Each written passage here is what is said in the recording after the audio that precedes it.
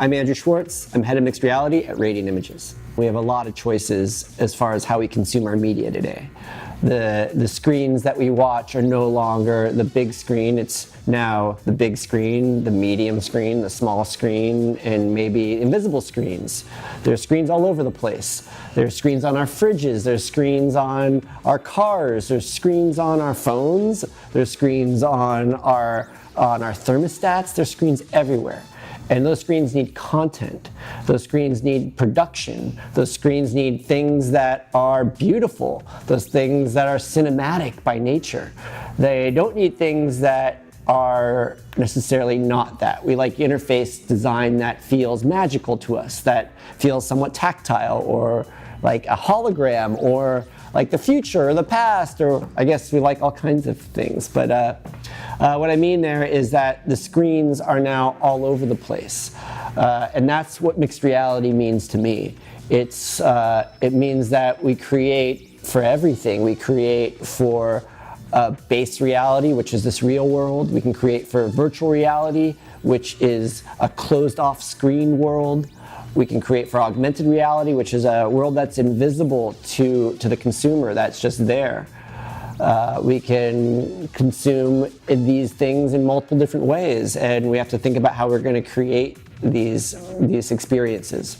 Over the last years, we've been pushed this virtual reality. It's the future. It's the next big thing.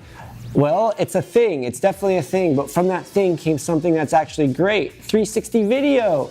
360 video, we've all seen, we love it. It's a part of Facebook now, it's a part of YouTube, it's a part of so many different experiences that every time you go to a big event now, you expect to see something like that, or you expect to see the guy on the stage with the camera.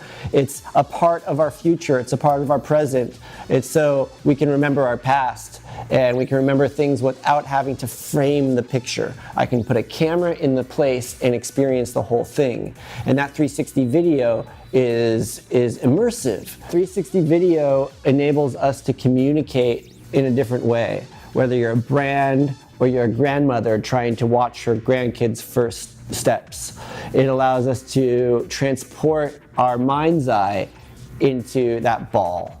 And that world, that sphere, allows us to look around in a free world and look up and down and try to experience kind of a choose your own adventure of what you're looking at is what you choose to look at. Now, most people look at the same thing, so we know that. We know that we can still direct 360 video. That's a big part about what we're trying to accomplish here at Radiant Images is the cinematic VR experience. How can we transfer the spherical video into something that's bigger than life, that's a dream world inside of your world, that's not just you looking at 360 video, it's going to transport you into this imaginary environment that a creator creates for you, whether it's the future or the past, or it's a completely alien environment. You're in that space. Now you don't have free choice in that space, but you do. You have free choice. You're able to look around in 360 degrees, which is free choice. It's more than you have on a normal movie. Well, yes and no. Back to base reality, normal movies. We have a 50-foot screen that I can look at almost at 180 degrees. It fills my peripheral vision.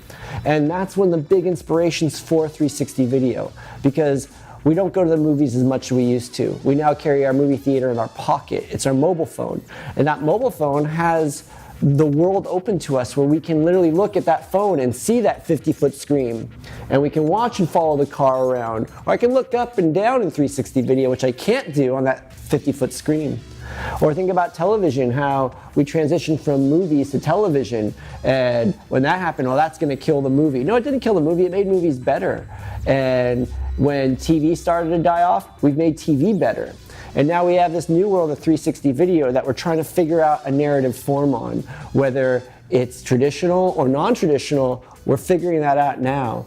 And over these last couple of years, I'm continuously impressed and blown away by what creative filmmakers and artists and storytellers bring to the table in 360 video, and how that's going to transition into virtual reality, in augmented reality, in volumetrics and light field, and all the crazy new words that we're learning this year that allow us to consume entertainment in a new way. because that's what we're waiting for, is those magic holograms on this table, so I can watch, you know, Monday Night Football on this table with players running across and really watch the game in a new way. And I'm excited for that. I hope you are too.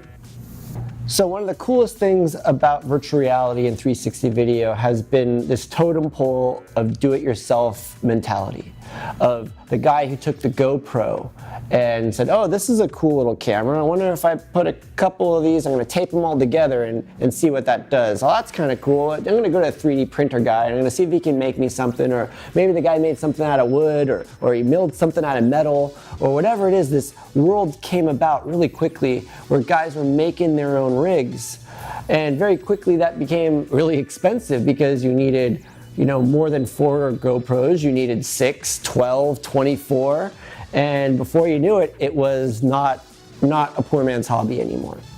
And then we got into the professional cameras like Ozos and Jaunts, where they weren't really affordable for the average producer, and the rental market was born, because now you could rent a high-end camera for your one-day production and have the production value that you need. The production value that you can count on, because the cameras aren't toys. The cameras aren't do-it-yourself, hack-together rigs. They are production-proven cameras. And at Radiant, we've decided that that needs to happen exponentially with cameras for creators, for DPs, for cinematographers, for storytellers, for documentarians, for anything you can imagine. We want to give you that ability, so you can take your production and have that $1 million look and feel, that you can get, you know, an array of Alexa Minis that maybe the King of Jordan could afford it, but I can't. And it's you have $1 million camera rig right there, which is crazy, but it's what we need right now, because it allows us to get a level that's beyond what we've gotten before.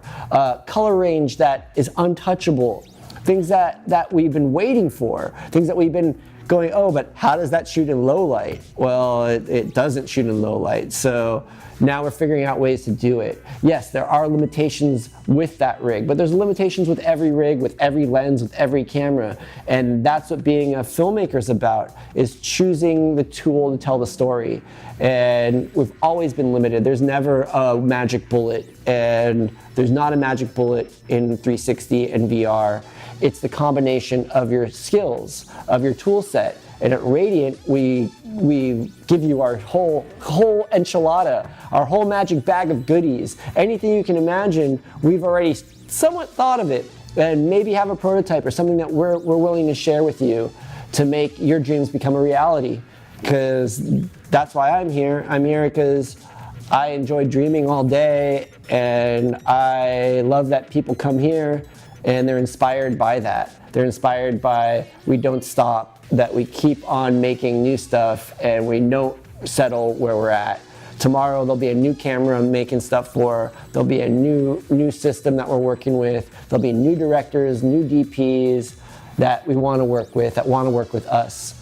And it's an exciting time. So stay tuned and keep your clicker thumb going, I guess. That doesn't work anymore. What do you do with your thumb anymore? You don't change the channels, you swipe, right? It's a swiping finger. That's a new one. So keep on swiping, and I'll see you soon. Bye, guys.